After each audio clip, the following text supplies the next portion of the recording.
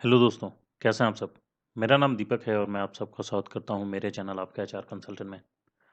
दोस्तों, आज के इस वीडियो में हम लोग बात करेंगे voluntary resignation versus voluntary retirement के बारे में और जानेंगे कि दोनों के बीच क्या डिफरेंस होता है।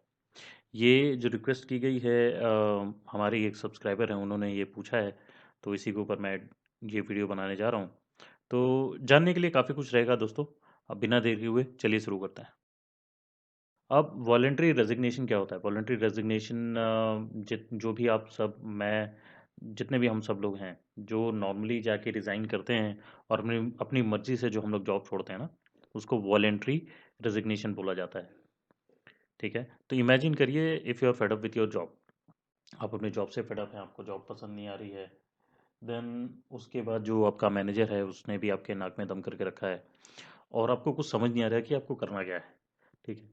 तो उस केस में जो है आप क्या करते हैं, आप वॉलंटरी रेजिग्नेशन देते हैं, आप रिज़ाइन करते हैं। जब आप रिज़ाइन करते हैं तो आपने खुद से रिज़ाइन किया है, that is called voluntary resignation.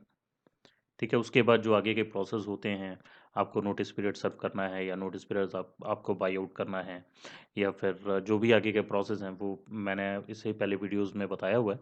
ठीक है? वो सारे के सारे प्रोसेस होते हैं एंड देन उसके बाद आप अपना रिलीविंग लेटर लेके और एक्सपीरियंस लेटर लेके आप दूसरी कंपनी जॉइन कर लेते हैं। तो इसको बेसिकली वॉलंटरी रेजिग्नेशन में गिना जाता है। और हाँ, वॉलंटरी रेजिग्नेशन के बाद ही आपका नोटिस पीरियड शुरू होता है। जब तक आप रिज़ाइन नहीं देंगे, आपका नोटिस पीरियड शुरू नहीं होगा। ठीक है?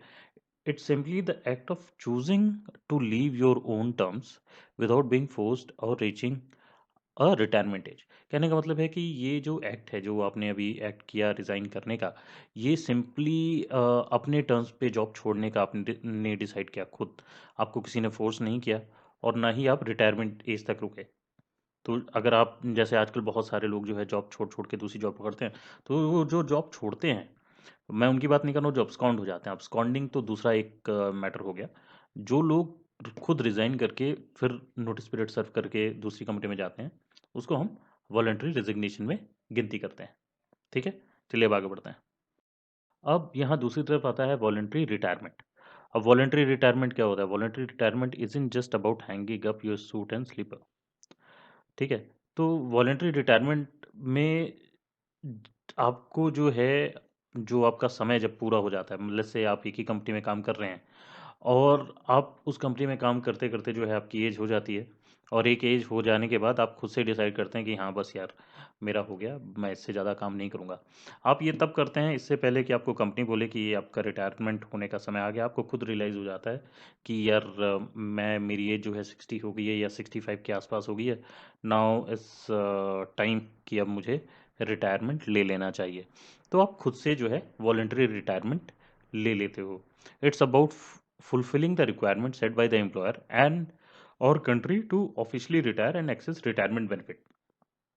तो आपकी एज हो जाती है तो आप खुद रिटायरमेंट प्लान कर लेते हो। इसके लिए जो है आप अपने फाइनेंशियल कंसल्टेंट वगैरह से जो है कंसल्ट कर सकते हैं, उनसे बात कर सकते हैं कि क्या अभी सही समय है जॉब छोड़ने का।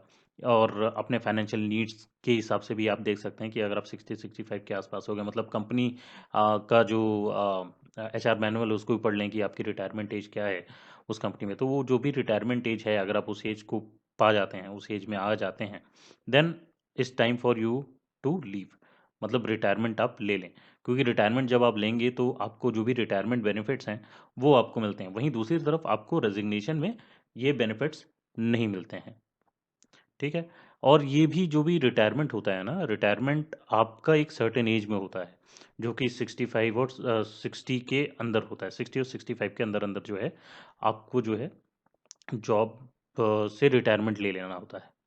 ठीक है? तो जो जिस भी कंपनी में डिपेंडिंग कि वहाँ पे क्या नंबर रखा गया, 60 रखा गया, 65 रखा गया, जो भी है या उसके अंदर का रखा गया, अगर आप वो रीच कर जाते हैं तो आप वॉलंटरी जो है रिटायरमेंट ले सकते हैं, अपने एचआर को बोल के।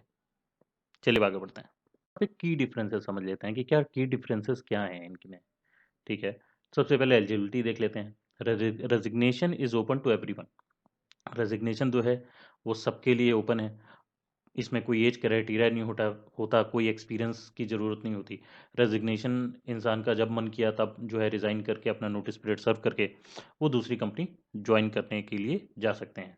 लेकिन रिटायरमेंट में ऐसा नहीं होता। रिटायरमेंट में हमेशा एज देखी जाती है और सर्विस रिक्वायरमेंट देखी जाती है कि कितनी एज में जो है आपको रिटायरमेंट लेना है, तो वो एज के ऊपर डिपेंड होता है।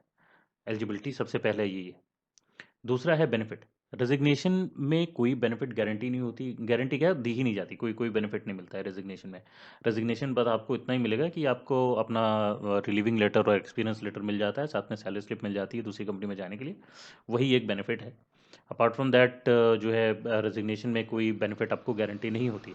लेकिन रिटायरमेंट जब आप लेते हैं किसी भी कंपनी से, तो रिटायरमेंट में कई जगह आपकी पेंशन जो है और उसके बाद हेल्थ केयर और जो दूसरी भी बाकी जो पर्क्स हैं वो रिटायरमेंट में इंक्लूड होते हैं। रिटायरमेंट के ऊपर मैं सेपरेट से एक वीडियो बना दूंगा, तो वहाँ पे मैं बाकायदा रिटायरमेंट के बारे में पूरा इन्फॉर्मेशन दे दूंगा आप लोगों को। ठीक है। देन नेक्स्ट आता है फ्यूचर अपॉर्चुनिटीज़। रेजिग्नेशन दे के जो लोग छोड़ते हैं उनके पास फ्यूचर अपॉर्चुनिटीज़ अवेलेबल होती है, क्योंकि वो रिज़ाइन करके गए हैं और उनके पास समय है अभी दूसरी जॉब ढूंढ के वहाँ पे काम करने का और पैसा कमाने का।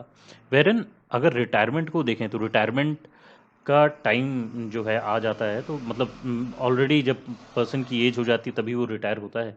तो रिटायरमेंट होने के बाद तो उसके पास फ्यूचर अपॉर्चुनिटीज़ बहुत लिमिटेड हो जाती हैं। और वैसे भी रिटायरमेंट होने के बाद जो है it's time for them to relax, travel करना, जो भी उनके खुद के पैशन है वो उसको फॉलो कर सकते हैं। तो ये फ्यूचर अपॉर्चुनिटीज़ में गिनती हो जाता है। देन अब डाउन साइड देख लेते हैं, दोनों में क्या डाउन साइड है। Resignation has no retirement benefit. कोई भी रिटायरमेंट बेनिफिट नहीं है रेजिग्नेशन देने पे। Potential gap in income and health insurance. कहने का मतलब है कि आप रिज़ाइन कर देते हैं तो आपको कोई रिटायरमेंट बेनिफिट तो मिलता नहीं है। रिज़ाइन करने के बाद जो है आप, क्योंकि जब तक आप काम नहीं कर रहे हैं तब तक आपका इनकम का लॉस हो रहा है, तो वहाँ पे इनकम गैप आ जाता है, गैप इन योर इनकम। ठीक है। और साथ में क्योंकि आप काम नहीं कर रहे तो आपका हेल्थ इंश्योरेंस भी कंपनी से नहीं होगा, तो दैट मीन्स कि ये बहुत ज़्यादा डाउन साइड हो जाता है। ये डाउन साइड है इसका। देन नेक्स्ट है रिटायरमेंट। रिटायरमेंट में सबसे बड़ा जो ड्रॉबैक है वो है कि जो आपकी पोटेंशियल इनकम होती थी, जो आती थी मंथली, वो अब आपकी लिमिटेड हो जाएगी। बहुत कम लिमिटेड इनकम आएगी। अगर आपने कोई ये पेंशन प्लान ले रखा है तो उसके बेसिस पे ही आपकी इनकम बदी बताई आएगी, नहीं तो आपकी इनकम बहुत ही ज़्यादा लिमिटेड हो जाएगी। और दूसरी चीज़ जो है जो बहुत ही ज़्यादा कॉमन है वो है कि आप, क्योंकि काम करना आपको पसंद था, तो आप वर्क लाइफ जो है मिस करेंगे। तो होप आप लोगों को कई डिफरेंसेस समझ में आ गए होंगे। करता हूँ कि आज का वीडियो आप लोगों को पसंद आया होगा। अगर पसंद आया है तो लाइक ज़रूर कीजिएगा, अपने ज़्यादा से ज़्यादा दोस्तों के साथ शेयर कीजिएगा और सब्सक्राइब करना मत भूलिएगा। मैं इसी प्रकार के नए-नए कंटेंट आप लोगों के लिए लेके आता रहूँगा दोस्तों। बस अपना प्यार इसी तरह बनाए रखिएगा। मैं मिलूँगा आप लोगों से अगले वीडियो में, तब तक के लिए अपना ख्याल रखिएगा। धन्यवाद दोस्तों।